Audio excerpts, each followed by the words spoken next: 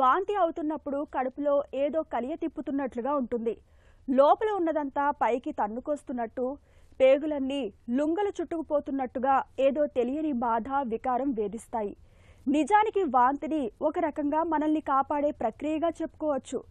చెడిపోయిన ఆహారం తినడం, కలుషితమైన నీటిని తాగడం మూలంగా బ్యాక్టీరియా, వైరస్ల వంటివి మనకు తెలియకుండానే జీర్ణకోశంలోకి చేరిపోతుంటాయి. ఇలాంటి వాటిని మన శరీరం వాంతి రూపంలో తొలగించుకోవడానికి ప్రయత్నిస్తుంటుంది. చాలా సందర్భాల్లో జరిగేది ఇదే. అయితే తరచూ వాంతులు అవుతున్నప్పుడు మాత్రం అందుకు వేరే కారణాలు ఉంటాయని, వాటిని పసిగట్టి చికిత్స తీసుకోవాలని చెబుతారు డాక్టర్లు. వాంతి గురించిన పూర్తి వివరాల్ని డాక్టర్ని అడిగి ఇప్పుడు తెలుసుకుందాం.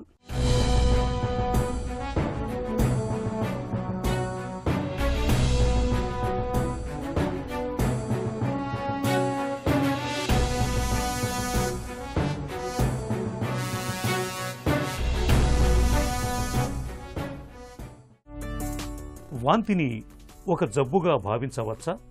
అసలు వామిటింగ్ అనేది మనకి అంటే బాడీలో ఉండే స్టమక్లో ఉండేటువంటి ప్రోడక్ట్స్ ఫోర్స్ఫుల్లీ ఎక్స్పెల్ కావటం నోటి ద్వారా, ఓసారి ముక్కులో నుంచి ద్వారా కూడా అవుతుంటుంది. సివియర్గా ఉన్నప్పుడు ఈ ప్రోడక్ట్స్ అనేవి మా స్టమక్ నుంచి బయటికి దాన్ని వామిటింగ్ అంటారు.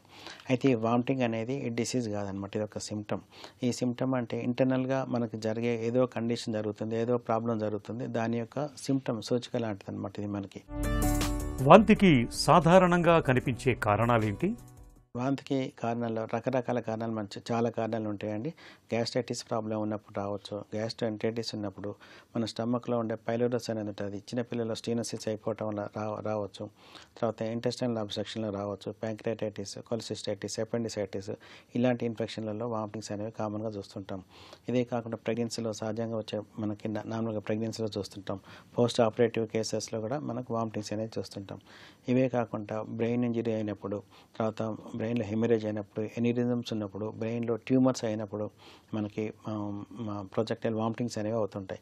ఇవి తర్వాత ఫుడ్ ఎలర్జీ ద్వారా కూడా మనకి వామిటింగ్స్ అనేవి కామన్గా చూస్తుంటాం. ఈ రకరకాల కారణాలని చెప్పుకోవచ్చు. ఎలాంటి జబ్బుల మూలంగా వాంతి అయ్యే అవకాశం ఉంటుంది?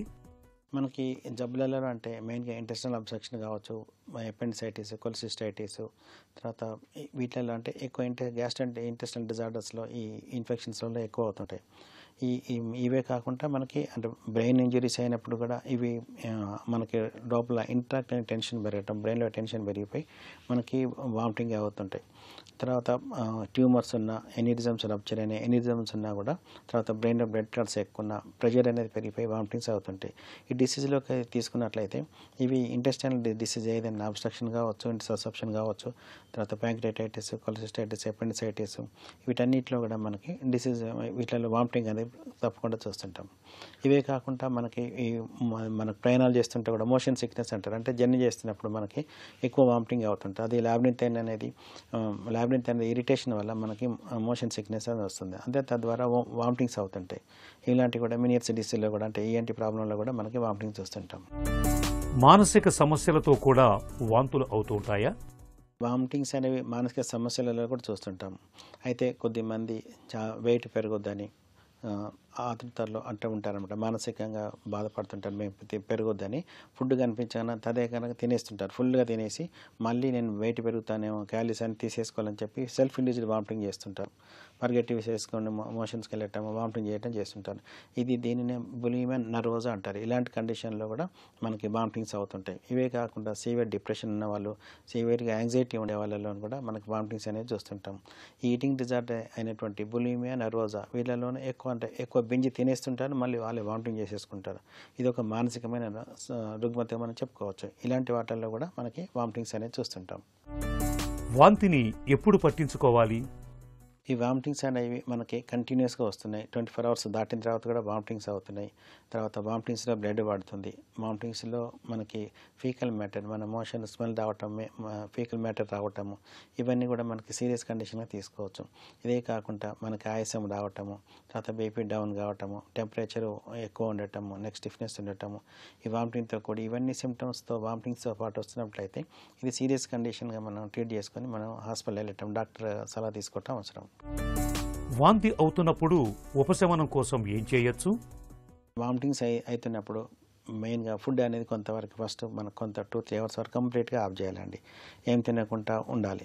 తర్వాత కొద్దిగా అయిన తర్వాత అంటే కొంత ఎప్పటికీ కూల్ అయిన తర్వాత బాడీ సిప్ ఆఫ్ వాటర్స్ అంటే ప్లెయిన్ వాటర్ కానివ్వండి, అల్లంతో కూడిన వాటర్ కానివ్వండి, లెమన్ వాటర్ కానివ్వండి తీసుకోవటం వల్ల మనకు వామిటింగ్ సెన్సేషన్, వామిటింగ్ అనేది తగ్గించుకోవచ్చు. కాకపోతే కొన్ని రకాల డిసీజులు అయిన ఇంటెస్టినల్ అబ్స్ట్రక్షన్ అనుకోండి, అపెండిక్స్ అనుకోండి, కొలిసిస్టైటిస్ అనుకోండి, అంటే గాల్బ్లాడర్లో ఇన్ఫెక్షన్ ఉండే అనుకోండి, ఈ వామిటింగ్స్ అనేవి ఆగవన్నమాట. ఈవెన్ పైలోరిక్ స్టెనోసిస్ అనుకోండి, వీటిలో అనేది మనకి వామిటింగ్స్ ఆగవు. ఇలాంటి కండిషన్లో మనకి ఇవి రెమెడీస్ తీసుకున్నా కూడా ఉపయోగం ఏమి ఉండదు. ఇలాంటి కండిషన్లో మనం అనేది మళ్ళీ డయాగ్నోసిస్ గురించి డాక్టర్ దగ్గరికి వెళ్తుండాలి. తర్వాత ఈ వామిటింగ్స్ అయ్యేటప్పుడు ఎక్కువ ఆయిలీ ఫుడ్ అనేది, తర్వాత బయట ఫుడ్ తీసుకోవద్దు. తీసుకున్న అంటే మనకు వామిటింగ్స్ తగ్గినప్పుడు తక్కువ వాటర్, తక్కువ క్వాంటిటీ, ఎక్కువ సాల్ట్ తీసుకుంటూ ఉండాలి. కంప్లీట్గా ఆల్కహాల్, కెఫీన్, కాఫీ ఇవన్నీ కూడా అవాయిడ్ చేయాలను. వాంతికి వైద్యపరమైన సహాయం ఎలా ఉంటుంది? పేషెంట్ కనుక ఫస్ట్ వామిటింగ్స్తో మా దగ్గరికి వచ్చినప్పుడు ఫస్ట్ మేము హిస్టరీలో అడుగుతాం, ఏమి తీసుకున్నారు, ఫుడ్ ఏమి తీసుకున్నారు, ఈ కారణంలో డాక్టర్ ఎప్పుడైనా కూడా ఒక పేషెంట్ ఒక సిమ్టమ్తో వచ్చినాకే ఫస్ట్ మేము ఫైండ్ అవుట్ చేస్తాం, కాజ్ ఫైండ్ అవుట్. హిస్టరీలో సగం తెలిసిపోతుందండి. వాళ్ళు తీసుకునే ఫుడ్ ఎలా ఉంది, ఏమైనా మెడిసిన్స్ వాడుతున్నారా, తర్వాత బయట ఫుడ్ ఏమైనా తిన్నారా, ఇవన్నీ హిస్టరీలో వచ్చేస్తుంటాయి అన్నమాట. తర్వాత ఈ వామిటింగ్ అనేది పెయిన్తో వస్తుందా, కడుపులో నొప్పితో వస్తుందా, ప్రొజెక్టైల్ వామిటింగ్ దానికి అలాగే వస్తుందా, లేకపోతే సెల్ఫ్ ఇండ్యూస్డ్ వామిటింగ్, ఇవన్నీ కూడా మేము హిస్టరీలో అడుగుతుంటాం. కాబట్టి మాకు సగం తెలిసిపోతుంది. ఈ డాక్టర్స్ తర్వాత ఏం చేస్తారంటే మనకి ఎండోస్కోపీ కూడా అడ్వైజ్ చేస్తుంటారు, అల్ట్రాసౌండ్ అబ్డామిన్ అడ్వైజ్ చేస్తుంటారు, అవసరమైతే సిటీ స్కాన్ కూడా మన అదే సిటీ అబ్డామిన్ అదే అడ్వైజ్ చేస్తుంటారు. ఎందుకంటే ఎండోస్కోపీలో మనకి gastritis, G E R D, gastro oesophageal reflux disease ఇవన్నీ కూడా మనకి ఎండోస్కోపీలో గ్యాస్ట్రైటిస్ తెలిసిపోతుంటాయి. తర్వాత అల్ట్రాసౌండ్లో మనకి గాల్బ్లాడర్ స్టోన్స్ కానివ్వండి, కొంతవరకు ప్యాంక్రియాటైటిస్, కొంతవరకు అపెండిక్స్ అనేది కూడా మనకి అల్ట్రాసౌండ్లో మనకు తెలిసిపోతుంది.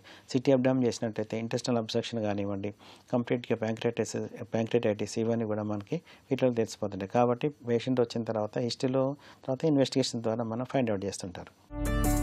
వాంతులపై ఎలాంటి అవగాహన అవసరం? ఫస్ట్ వామిటింగ్ అయినప్పుడు తీసుకునే ఫుడ్ అంతా రెస్ట్రిక్ట్ చేయాలండి. అంటే ఆయిల్ ఫుడ్ కానివ్వండి, హెవీ ఫుడ్ అంతా అవాయిడ్ చేయాలి. ఫస్ట్ ఒక 2-3 అవర్స్ వరకు ఏం తినకుండానే ఉండాలి. తర్వాత తీసుకునే ఆహారం వామిటింగ్ కొద్దిగా తగ్గిన తర్వాత తీసుకునే ఆహారం కూడా తొందరగా ఈజీలీ డైజెస్టబుల్ ఫుడ్, ఆయిల్ లేకుండానే ఫుడ్ తీసుకోవాలి. బయట ఫుడ్ అంతా కూడా అవాయిడ్ చేస్తుండాలి. వాటర్లో కోకోనట్ వాటర్ కానివ్వండి, తర్వాత జ్యూసెస్ కానివ్వండి, ఓఆర్ఎస్ లోషన్స్ కానీ, అది ఓఆర్ఎస్ సొల్యూషన్ కానివ్వండి, ఇవన్నీ కూడా మనం ఏంటంటే సిప్ ఆఫ్ వాటర్ తాగుతుండాలి. ఒకేసారి ఎక్కువ తాగొద్దు, కొద్దిగా స్లోగా తాగుతుండాలి. సో ఈ ఫుడ్ కూడా మనకి బయట ఫుడ్ అవాయిడ్ చేస్తుండాలి. ఆయిలీ ఫుడ్, తర్వాత హెవీ ఫుడ్ అనేది కూడా అవాయిడ్ చేస్తుండాలి. తొందరగా అరిగే పదార్థాలు, బాగా నములి కూడా తినటంతో మనం వామిటింగ్స్ రాకుండా కాపాడుకోవచ్చు. అజీర్తి చేసినప్పుడు, కలుషితాహారం తిన్నప్పుడు వాంతి అవడం సహజమే. అలా కాకుండా తరచూ వాంతి అవుతున్నప్పుడు అందుకు కారణాలను తెలుసుకుని చికిత్స తీసుకోవాలి. ఇక వాంతులతో పాటు విరోచనాలు అవుతున్నప్పుడు ఆలస్యం చేయకుండా వెంటనే తగిన వైద్య సాయం పొందాలి.